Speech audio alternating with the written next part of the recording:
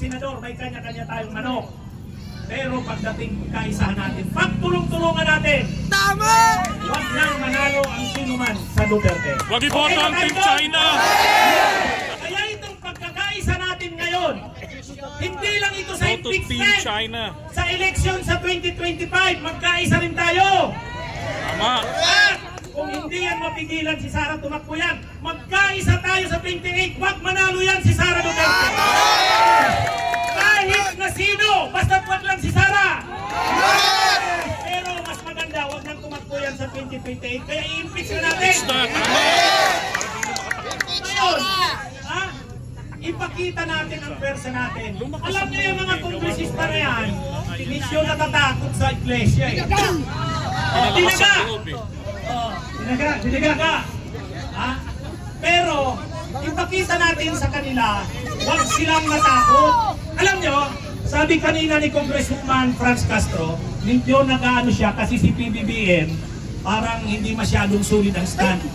Pero mayroong sinabi si PBBM, kahapon lang, na medyo maganda. Yan. Diniscuss ko kanina sa vlog ko, anong sabi ko? Anong sabi ni PBBM? Kung siya ang tatanungin, parang wala ng oras. Pero ang sabi niya, pero wala namang magagawa ang Kamara. Wala namang magagawa ang Senado. Diba? Ibig sabihin, si PBBM nang nagsabi na ang Kamara, pag may nag-file ng complaint, wala naman silang magagawa. Kailangan nilang aksyonan yan. At ang Senado naman, pag na-file sa Senado yung articles of impeachment, wala rin namang magagawa ang Senado kundi tingin yan. Pag hindi nila yan inaksyonan, sila ay pwede natin papanagot. Kasi ministerial duty nila yan eh. Kaya nga sabi ni PBBM, they have no choice. The House has no choice. The Senate has no choice. Once the impeachment complaint is filed, they have to act on it. Bakit pinapatagal nila? Sana pinapatagal nila dahil may plano silang iba para ma-file. Sana ganon. Pero pag hindi, dapat tayo, itong mga kongresista, ang galing-galing na ng ganawa ng Quadcom, ang galing-galing na ng investigasyon ng House Blue Ribbon Committee, parang ang mga Pilipino sumubaybay ng telenovela eh. Ang totoo lang, ang Kamara, noon pa mang mga panahon, ni Mitra ni Benicia, ang sama-sama ng imahe ng Kamara, ng House, parang tuta ng buwaya.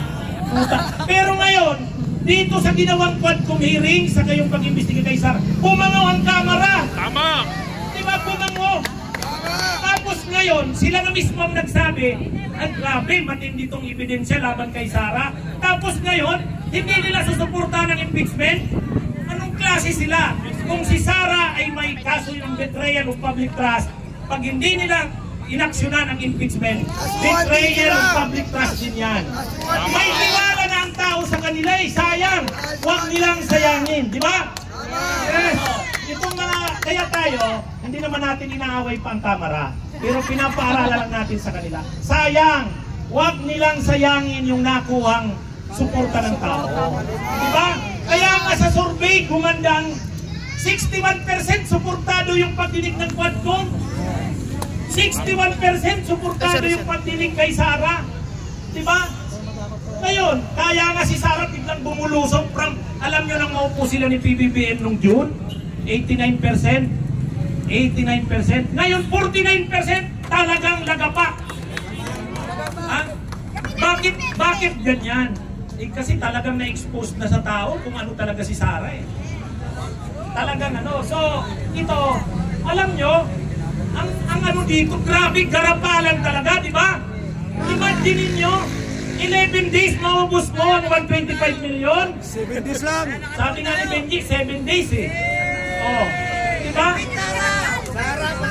Tapos, alam mo, pag binigyan ka ng confidential funds, ang liquidation yan, madali lang. Madali lang kasi walang mga resibo yan. Acknowledgement receipt lang yan, walang mga official receipt. Pero, mas karapal pa ang ginawa na Sara. Nag-imbento ng mga pangalan. Imagine mo Mary Grace Piatos, Kukoy Benjamin. Grabe ang ginawa. Talagang, at nang pinagpapaliwanag siya, ang tagal na umattend sa hearing. Nung pina-attend niya yung mga tao niya, si Fajarda, si Zulaika Lopez, biglang nag-high blood, biglang nag-alta presyon, tapos dinala sa veterans. Ay, grabe itong mga ito. Ha? Tapos, ang pinapalabas pa nila, sila ang inaapi. Imagine nyo yan, sila ang inaapi, nagpapaawa.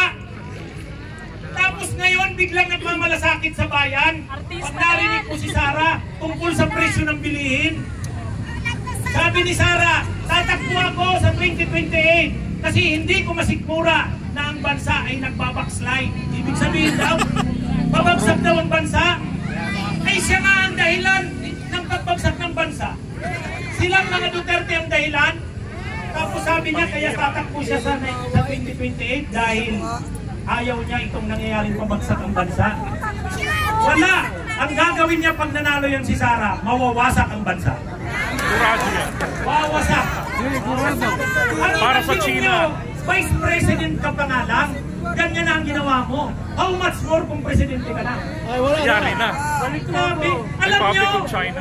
walang iya sila Duterte. Baliw yan, baliw!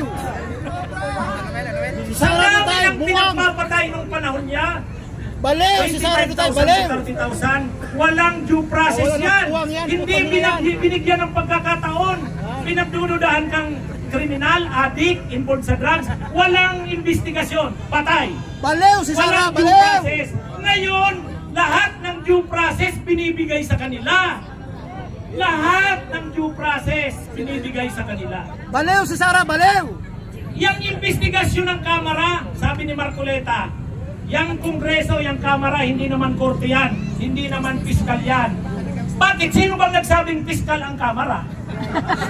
Sino bang nagsabing korte ang Kamara?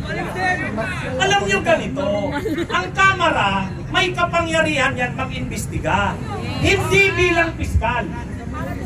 Kumbaga, may gagawin silang mga batas, may mga nangyayari sa Pilipinas, gusto nilang imbestigahan. Kasi sa investigasyon na yan, maaaring ang mga batas ang yendahan o kaya makagawa ng bagong batas. Yan ang investigation in aid of legislation. Ngayon, sa panahon ng investigasyon mo in aid of legislation, may lumitaw na matitinding mga krimen, anong gagawin mo? I-refer mo sa DOJ. I-refer mo sa iba para yung DOJ na ang magsampa ng mga kaso. May mali ba doon? Wala. Alam nga naman na ikaw, Kamara, nag-iimbestiga ka, nakakuha ka ng mga ebidensya ng mga katiwalian, korupsyon, alam nga naman hindi mo yun na-aksyonan. Siyempre ang gagawin mo, ipapasa mo yan sa kinaukulan, DOJ. So, ang DOJ, mag-iimbestiga yan. Ngayon,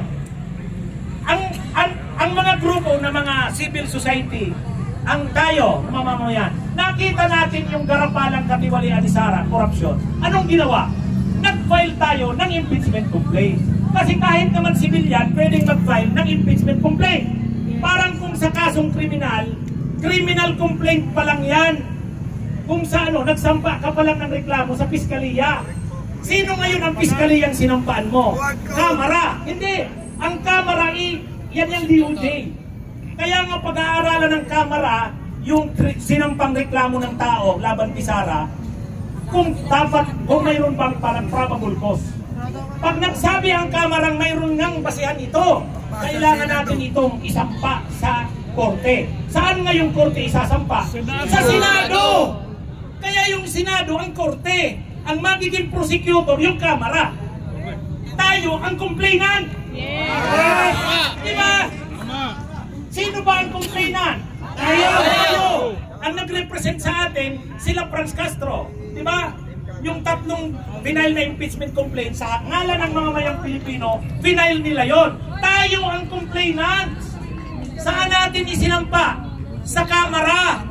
Ang Kamara ngayon ang magtitingin kung may basihan. Pag nakita ng Kamara na may basihan, isasampa sa korte. Sino ngayon ang korte? Senado.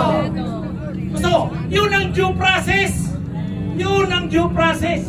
Yun ang gusto nating daanan. Anong pinagsasabi nila na inaapi si Sara? Anong pinagsasabi nila na inaapi daw dahil parang ang kamera daw, umaatong kamera at korte. Princess Mali. Salomon. Kaya nga sabi ni Enrile, ano ba itong iglesia? Hindi nila pwedeng bawalan ang impeachment kasi constitutional right yan at constitutional process yan. Diba? Kapag hindi inaksyonan ng kamera yan, at kapag ang gobyerno, mga nakaupo sa gobyerno, hindi inaksyonan yan, lumalabas na parang natakot. Parang hawak sa liig ngayon ang mga kongresista. Pagka ganyan ang nangyari, dangerous precedent. Hindi maganda yan. Kasi ibig sabihin, kaya na palang takutin ng isang sekta na reliyon kapag nagrally sila. Hindi maganda yan sa demokrasya. Diba? Kaya sabi ni Enrile, 101 years old na yata si Enrile. Dito lumabas yung kanyang wisdom. So, kaya nga sabi ni PBBM, one of the greatest legal thinkers si Enrile. Tama yung sinabi niya. Oh, di ba sangayon si PBBM? Sabi ni PBBM, sangayon kami sa sinabi ni Enrile. Dangerous precedent yan. Kasi kung ganyan pala, di ang Romano Katoliko, pag may gusto pala, mag-rally na lang. Hindi tama yung ganoon. Pagulungin ang proseso. Pagulungin ang proseso. Kahit tayong mamamayan, ano tayo? Gusto natin gumulong ang proseso, di ba? Ngayon, kung sa tingin nila, walang basihan ng mga akusasyon sa kanila, diidipinsa nila ang sarili nila. Di ba? Sa impeachment court, karamihan pa naman ng senador, kanila. Paano mo masasabing inaapi sila? Pwede naman siyang kumuha ng pinakamagagaling na abogado, si Sara, di ba? Ang kailangan dito, gumulong, pagulungin. Kasi, kapag nakaano to, hindi natin na-impeach si Sara, anong klaseng bansa na tayo? Tandaan niyo sa South Korea, yung presidente doon, nagdeklara lang ng martial law. Ngayon, hindi niya nakonsulta yung parliament niya, ng presidente. Kinaumaga, nagrally yung mga tao sa kayong parlamento. Ang ginawa ng presidente, binawi yung martial law. Pero hindi na kontento ang mga tao sa kayong parlamento. In-impeach siya. Sa ganun lang na bagay, in-impeach ang presidente. Sa Pilipinas pa na ang vice president nagnanakaw ng garapalan sa pera ng bayan. Papalampasin natin, anong klaseng bansa tayo? Diba? Ang tawag dyan, impunity. Alam nyo, ang term na impunity, yung ginawa ni Duterte sa AGK, impunity. Yung pagnanakaw ni Sara, impunity. Labanan natin ang impunity. Wag na, baguhin naman natin ang Pilipinas. Ngayon, si Sara kasi sa kang iglesia, gusto nilang ibalik yung unity, pagkakaisa daw. Pero ang gusto nilang pagkakaisa sa pagnanakaw sa bayan. Ang gusto ng iglesia, kapayapaan. Anong gusto ng nilang kapayapaan? Mapayapang nagnanakaw sila sa bayan. Ang kapayapaan na gusto nila, mapayapa silang nagnanakaw. Yan ang kapayapaan na gusto nila. Ang gusto nilang pagkakaisa sa pagnanakaw sa bayan. Tayo hindi. Ang pagkakaisa natin ngayon ay laban sa katiwalian.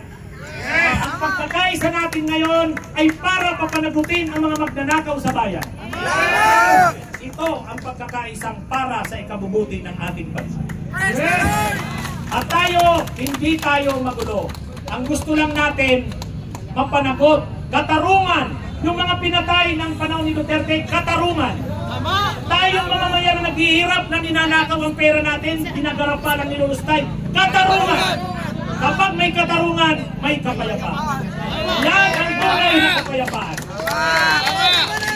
Dito, napahaba na naman ang ano ko, parang vlog ko na naman to Pasensya na. Okay, bilang pagtatapos, wala na ba? Wala.